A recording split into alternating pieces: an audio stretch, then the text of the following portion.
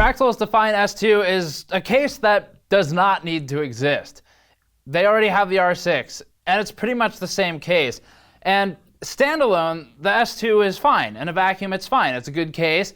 But when you compare it to Fractal's existing R6, it gets a bit more confusing as to why they even bothered to make the S2, because there aren't that many changes. It's the same tooling.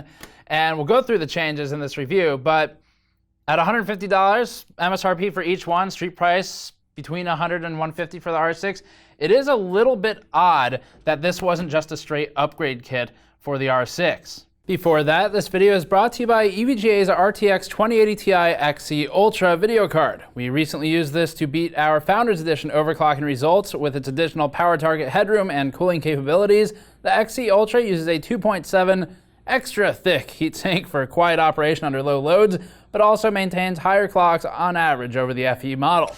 Learn more at the link in the description below. We have a lot of notes on these cases, so let's go through them piece by piece. The R6 we previously reviewed, and I reviewed it actually pretty positively.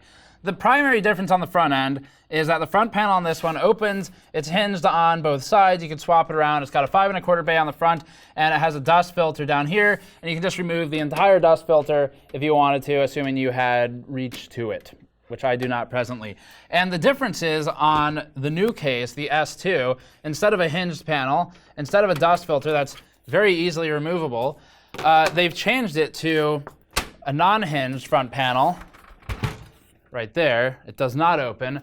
They've increased the gap on the side intake, so there's actually a bit more space here now than previously, and we'll talk about the specificity of that later, and have added in a fine filter only on the sides. There's no more filter directly in front of the fan, so no more of this. If you want to clean out the filter now, you have to clean out the sides, whether you vacuum it or just remove the whole front panel and run it underwater.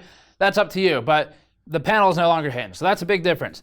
Once you get past that, the fans are a bit higher up on the S2. We'll talk about this in the thermal and cooling section than they are in the R6. On the front of the case, the front inside of the case, the differences primarily come down to this drive structure, which is gone in the S2. And as a very quick side note, an attention to detail note here, the branding on the logo has moved as well. So if you wanted to get rid of this previously, it was on this piece and you could easily pull it out, whereas now it's permanently on the power supply shroud, but not a big deal there. So the whole front drive support structure is gone on this case. And previously, here's the thing, it's not like it wasn't part of the chassis in this one. It was not structurally welded or riveted to the frame or anything like that. You could remove this, you can move the plate back even, and get functionally the same case here. To be fair, the S2 does come with some reservoir support mounts right here, so it adds a bit of water cooling support, but this isn't anything you couldn't have made work on the R6 on your own, and they could have made an adapter kit for the R6 and sold it separately instead of an entire new SKU as well, so that's a bit odd. But reservoir support is probably one of the bigger notes on this case versus the previous one. Other than that though, I mean, you can fit 3 hard drives in there on the backside still, you still have SSD support. So you lose about half the hard drive support as you had here. You lose 5 1/4 support, which for the most part, whatever, but some people might care about that. It is kind of an unnecessary loss though, so that's a bit odd. And then that's more or less it. The R6 can do everything this does in terms of layout. It can be an open layout case. Now moving back further, the entire motherboard, chassis, components is all the same. So tooling's all the same there. The power supply shroud in the front, you can pop out the front hole and allow support for a bigger radiator. Again, there's a hole here as well, not any different there. The top of the case, there's still this button. We complained about this button before, and we probably have some footage of it. But there's a button in the back, and we complained about it because it's such a cool idea. But when you push it, it doesn't have the mechanical response that makes sense, which would be to pop up the panel enough that you can then simply pull it out. Instead, it pops it up so that if you have really long fingernails or a screwdriver, you can probably get it out. But the easier way to do it is to use the pop mechanism and then reach inside of the case. This one doesn't even come up that much, and push it out. So I mean, once you're reaching inside the case to push it out, what is the point? It's a cool feature. It's a cool idea. It is so poorly implemented. And that's one of our bigger problems with this. It's something that we've even complained about before, but because it's clearly the same tooling, it's the same case, it was this was an easy product for Fractal to make. They did not change very much at all. So they didn't go out and make new tools, at least for the most part. So I guess it makes sense that they wouldn't have addressed this particular concern because they didn't really redo anything.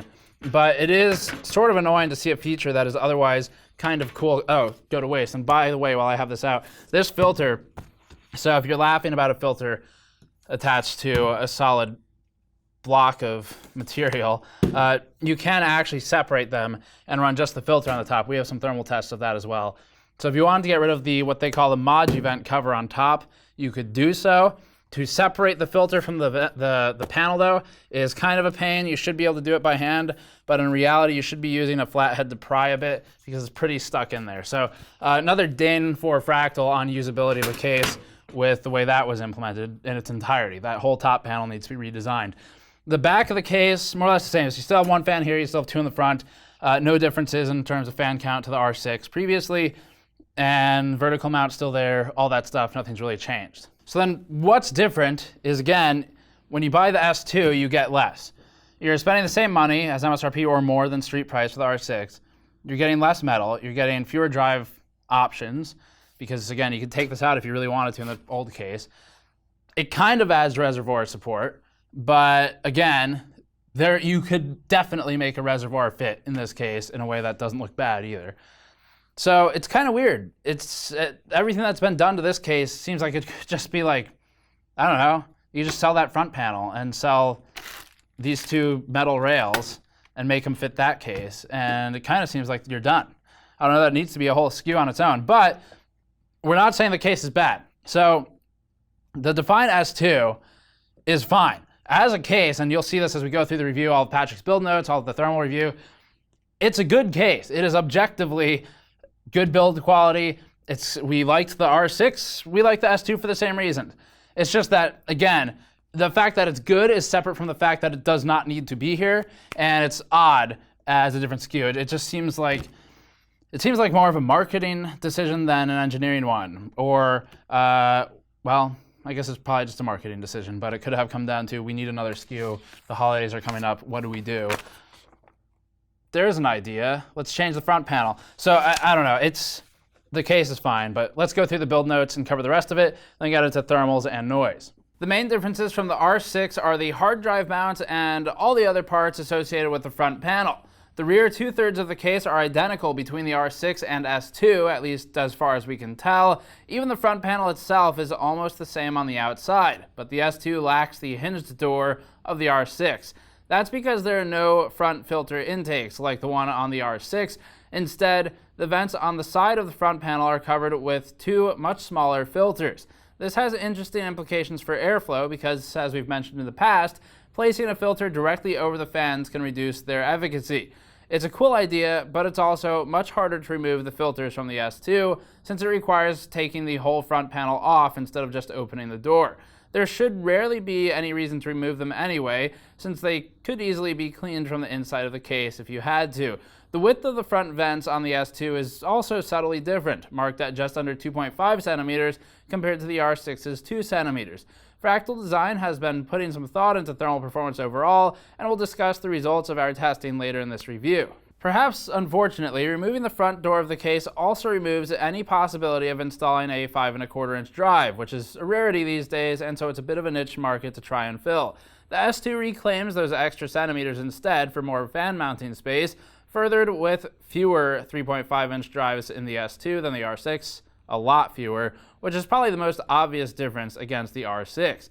The R6 dedicated its entire front third to a tower of horizontal universal drive brackets hidden behind a steel shield with 12 available slots and 6 brackets included in the case. The S2 has done away with that completely, or rather it looks like it has, which we'll touch on in just a moment. Instead of all those drive brackets, there are 3 3.5 inch mounts behind the motherboard tray now. That's still more than many mid-towers, but not nearly as impressive. Instead of the tower drive mounts, the S2 has open air and a removable cover over the now empty hole in the power supply shroud. That should mean better airflow, but the drive tower was removable in the R6, so the optional power supply shroud cover is the only additional feature in this area.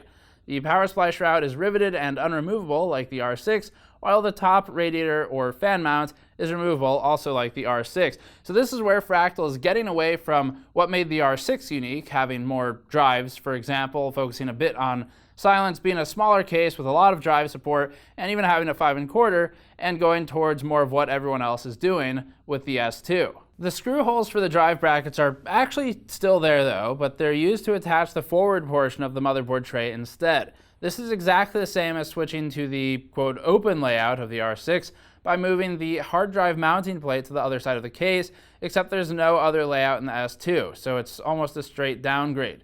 What we're trying to articulate here is that the chassis is literally the same as the R6, at least almost entirely the same. It just has different attachments screwed into it, and we could unscrew and swap parts to fully convert our S2 into an R6 and vice versa, minus the 5 1/4 inch bay. That's cool from the perspective that Fractal is offering additional variants of a popular case, but it makes it even weirder that this is a distinct product on its own.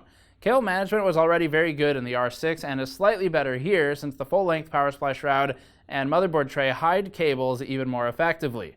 Front panel connections will get a little messier if all 3 hard drive bays are filled, of course, since the wires will have to be routed between them rather than through them, but it's an extremely easy case to work with overall, and the build quality, as with the R6, is still high. One fully new feature is the slots for reservoir mounts on the inside of the case. These allow reservoir clips to be mounted in the spot formerly occupied by the drive brackets. That's where the bigger change happens, so if you're going for water cooling, this might be a better consideration than the R6. For more thoughts on the layout of this case, though, check our Fractal R6 review because it's the same thing, mostly, and so the opinions also apply here, including those pertaining to build quality. Moving on to thermal and noise testing now. For additional testing this time, we tried taking the steel plate off the top Modu vent and taking the front panel off. We didn't bother doing a vertical GPU test because we already did that in the R6, and because Fractal doesn't include a riser cable, so it's not really an intended use anyway, at least for an air-cooled card. We've also beaten the vertical GPU thing to death at this point, and so I'll refer you to the R6's vertical mount for those thoughts. We're focusing on testing with Fractal's 3 stock fans in the S2 today, and as always, you can check the article linked in the description below for Patrick's written review and for our testing methodology if you're curious how we do these tests. We're starting with only the 2 relevant Fractal cases, and then we'll move on to comparative charts. Average CPU temperature and torture testing was 56.9 degrees Celsius over ambient when stock, which improved a few degrees to 53.1 degrees delta T over ambient with the steel plate removed from the top of the case. With everything stock but the front panel completely removed, CPU temperature was vastly lower and averaged 44 degrees. Adjusting the vent size and the placement of the front filter was movement in the right direction, but the front panel is clearly still a huge obstacle to the fan's performance. Of course, this impacts noise as well, but we'll talk about that a bit later. The stock R6 placed within margin of error of being exactly the same as the S2, but 1.8 degrees better in the open layout, presumably due to the large gap in the power supply shroud, which we left covered in the S2. We feel comfortable saying that the stock CPU temperature is the same in the 2 cases, despite changes to the front panel. The S2 actually technically beat the R6's CPU result by 1.5 degrees Celsius, with no front panel at all, since the fans are placed slightly higher in the S2 because of the absence of a 5 1/4 bay. That said, 1.5 degrees is about margin of error. Compared to some other cases here, similarly priced options in the $150 class would include the H700 non-I, but same idea for performance, and the H500P mesh alongside the Lian O11 Air. These are, of course, very different in how they look and their goals, but they are about the same price, so if you're open to different types of cases, they'd be good considerations. With the Modu vent cover removed, the S2 lands right around where the Define C with extra fans performed, or the NZXT H700 would perform.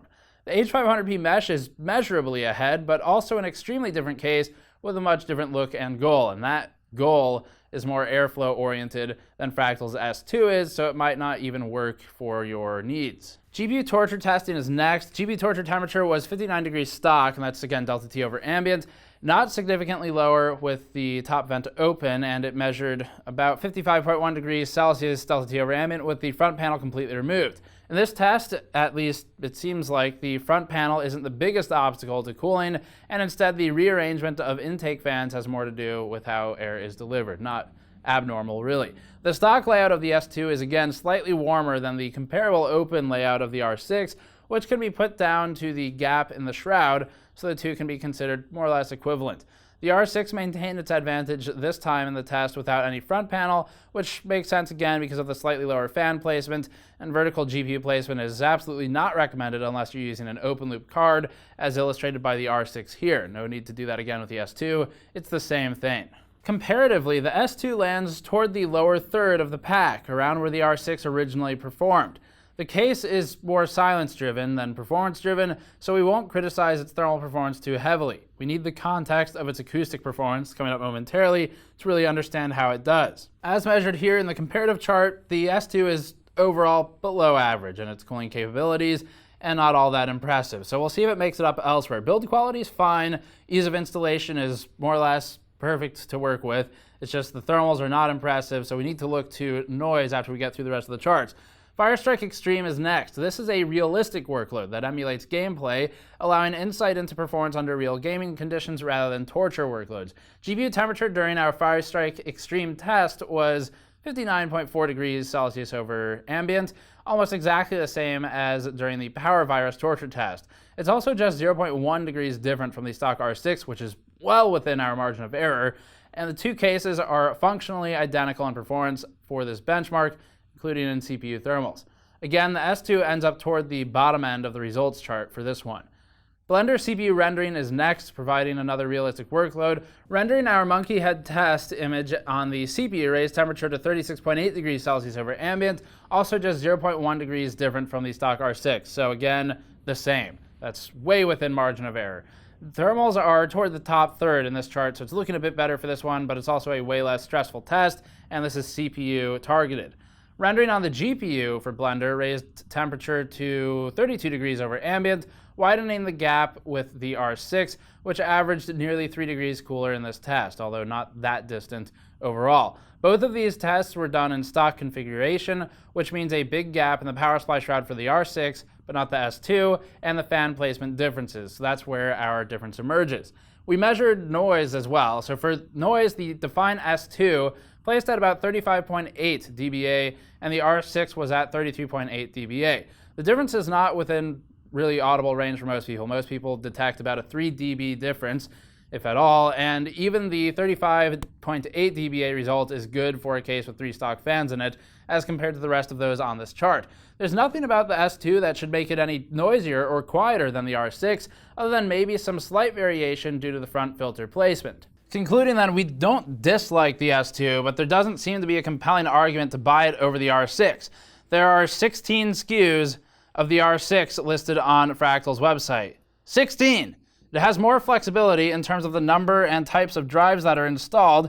It costs about the same as the S2. The advancements that Fractal has made are focused on cooling, especially liquid cooling, but it's still not really an ideal case in that department either. Building a system with a 360mm radiator and then sticking it in a case with an unventilated panel is sort of a strange choice, other than to make up for the lack of ventilation, I guess, by using a bigger radiator. Fractal's own Meshify C is cheaper and we think makes more sense in a lot of these scenarios. And as a note, and this isn't discussed a lot, if you're thinking about noise, if the whole point of this, if Fractal comes back and says, well, but noise, but it's quieter than a case with like the Meshify C.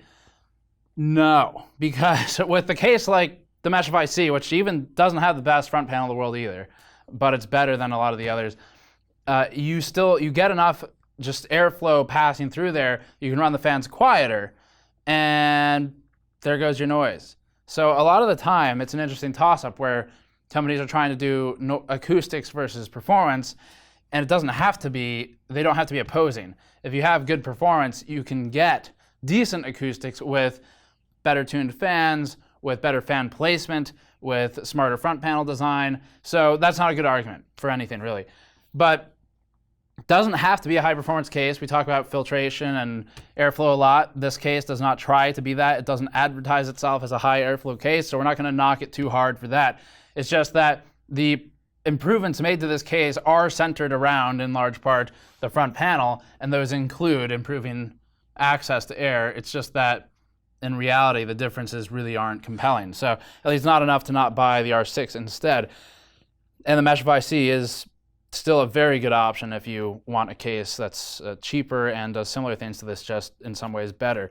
So the strengths of both the R6 and the S2 are that they're well built, they're visually clean, and they're not overly expensive cases they're still good candidates for housing a normal gaming PC. So again, we don't dislike the case, we just think it's the same thing as the R6 that we already have. The parts that make them different are removable and interchangeable, and Fractal could sell the S2 as a conversion kit for the R6 if they wanted to. So as Patrick says in his written review, linked below, at any given time, if you have the question, which one is better, the answer is also a question. It's which one is cheaper. And just buy that one. So that's the R6 and the S2. It's fine. It doesn't need to be here. So that's it for this one. Subscribe for more. As always, go to patreon.com/gamersnexus. Helps out directly. Go to store.gamersnexus.net to pick one of our mod mats or shirts. Thank you for watching. I'll see you all next time.